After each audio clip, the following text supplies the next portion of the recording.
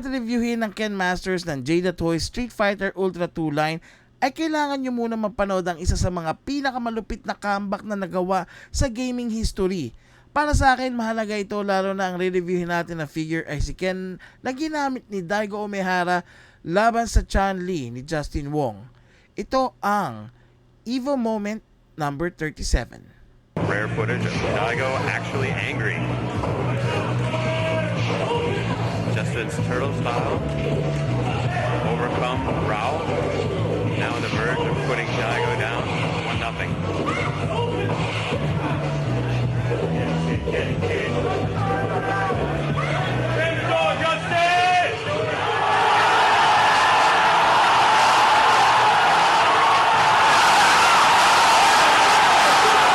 So yun na nga no, mga kabatak at mga kaubad, yun na yung Evo Moment number 37. Sobrang lupit. Kasi yung lupit nito, Jada Toys, Ken Masters, Street Fighter 2 Ultra, Street Fighter Ultra 2. Pasaya, napakaganda ng box.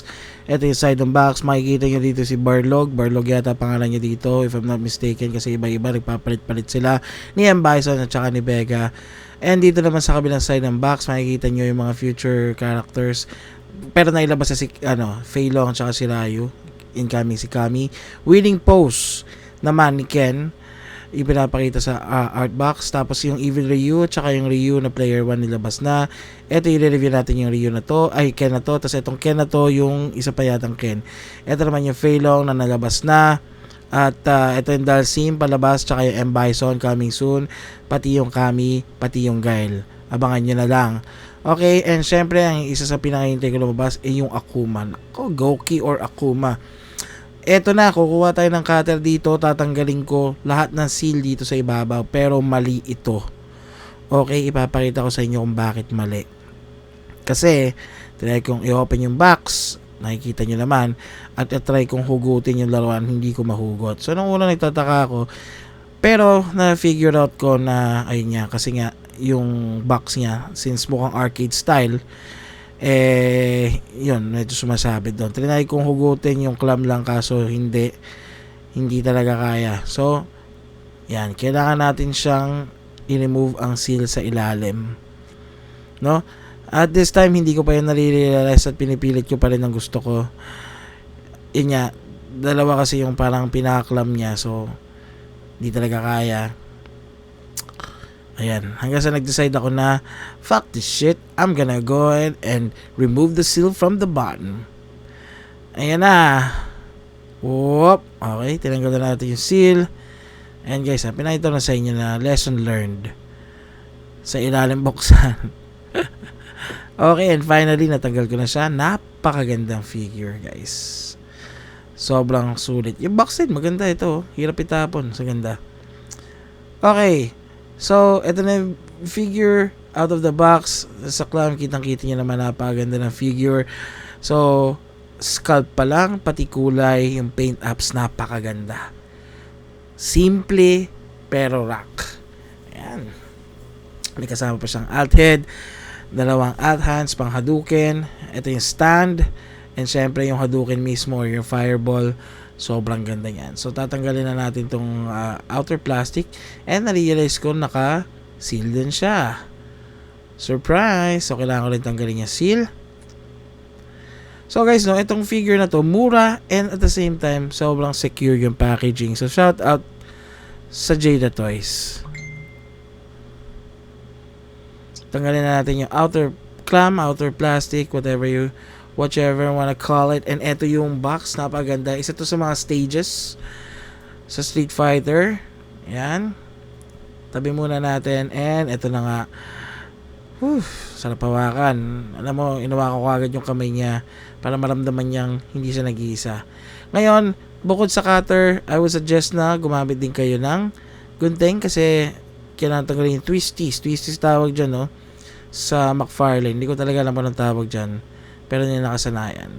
Okay, and hugutin na natin si Ken palabas. Tulak natin from the clam.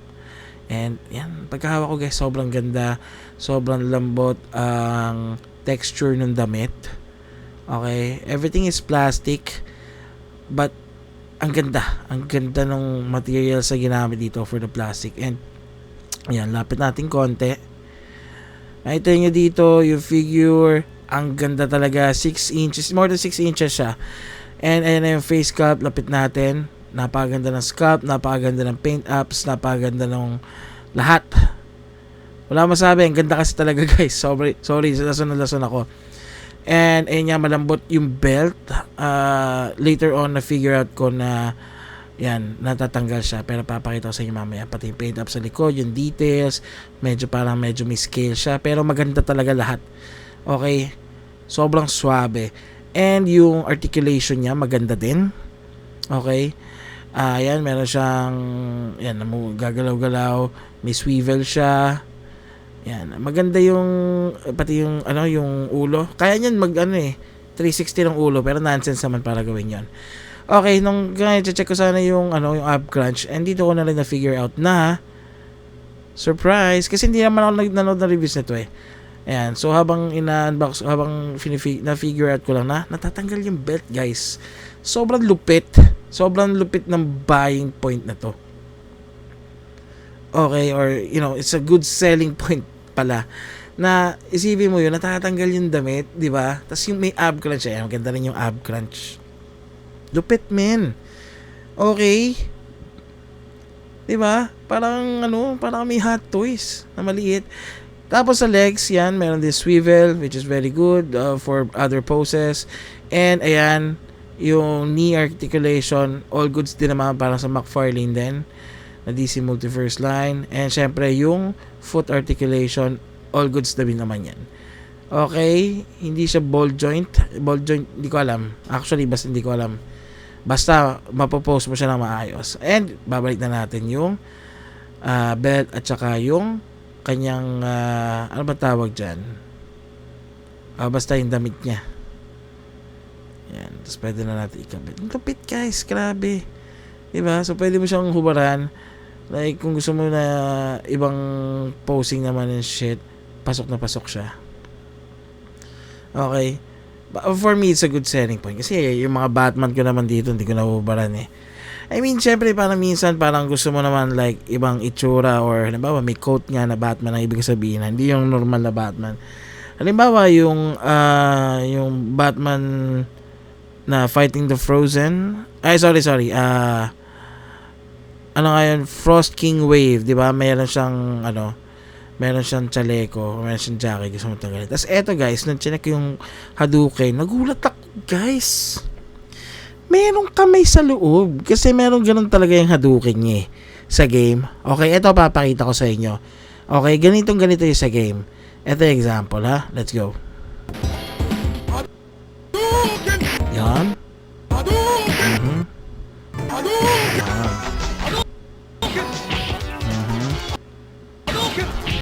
So nalupitan lang ako guys. Kasi grabe naman yung details na yun, di ba?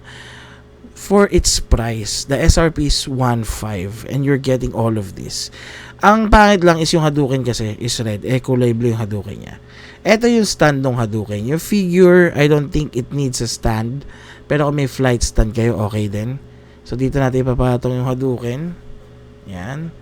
And then syempre papalitan natin ng Hadouken hands. Yan. So parang naka-open yung palm niya. Hindi siya naka-close katulad ng closed fist. So open palm siya pang Hadouken. Okay? Chat na to. So yan na, papalitan natin para maiposing natin at mapakita ko sa inyo ang Hadouken hands. Okay, although habang kinakabit ko to, nare-realize ko magdidikit ba yung kamay niya na parang naka-Hadouken talaga siya, no? Ayan, tapos ang nare-realize ko, mali pala yung nakabit ko. Hindi ko pa nare-realize dyan eh. Ayan, hintayin niya maya mare-realize ko din. Ayan, sabi ko, ba't ganon? Kaya pala, mali. Ayan, kabit na natin yung Hadouken hands. Yan, tinasa natin isa, tapos syempre isa nakababa. Yan, parang magdidikit ba siya? Well, hindi masyado. Okay, pero gayon pa man, ay sapat na yan. Yan. Okay, I could have moved it better, pero okay na kasi baka mamaya masira. Tapos syempre tatayo natin. And hindi naman tayo masyadong professional mag-post ng mga figures, no? Pero tatry natin yan. Yan. Siyempre, parang nakaganyan, tapos naka-forward yung isang paa, something like that. Ayaw tumayo. Hindi ko lang maayos na mabuti or hindi ko lang mabalance. Pero goods yan. Okay. Yan. Mamaya papakita ko sa inyo yung nakuha ko sa Google ng mga images ng naka-Hadouken, naka-Shoryuken, naka-Tetsumaki, Senpukyaku. Hinapan talaga ako, guys. Itayo. Yan, ayan. Tapos ito yung Hadouken. Tapos, syempre, lalagay natin ngayon yan dito sa base. Yan, di ba? Swabing-swabe, oh. At tawag na bird's eye view ng Hadouken. Okay, pero gets yun naman, di ba? Enjoy eh. Ang ganda talaga, guys. Yan, tapos pakita ko na sa inyo kung ano yung tsura niya. Like, halimbawa, kunwari, nandun sa kabila sa Hadouken! Peck! Oh, lipit, di ba? Isa pa. Hadouken! Peck! Oh, tangina. Ito yung mga posing. Yan. Ayan, kasama niya yung Ryu ng first wave. So, yan yung scalp. Ayan, napaka-pogi. Favorite ko talaga to si Ken eh. Tapos ito, parang ready to fight pose. Napakaganda ng diorama. Ayan, yung mga posing na pwede nyo nalang gayahin. Tapos ito, winning pose. Tapos, ito. Tukit! Tangina, sobrang lupit. Talaga. Pang, pang. Medium punch. Shoryuken! Yan, lupit. Okay, ito naman, high kick. Yan, tapos Haputsutsuket! Yun. Kung may flight stand kayo, madali lang yan. And yun. Kung naman yan. And ito nga yung makukuha nyo. Okay guys, so that's it for our video. Sana nagustuhan ninyo. Kahit parang katarantaduhan lang tong toy review na to. Pero sobrang seryoso ko, no. Practice pa ako sa ibang toy review. Siguro next time, kung ano man line yung i-unbox natin. Pero sana nag-enjoy pa rin kayo dito sa ating toy review ng Jada Toys Ken Masters Street Fighter Ultra 2 line nila. Okay, ito ulit yung makukuha nyo. Alt head, dalawang alt hands, isang Hadouken, at syempre yung napakagandang box. Yan. Hanggang sa susunod mga kabatak at mga kahubad, maraming salamat sa inyo. See you sa susunod na toy review.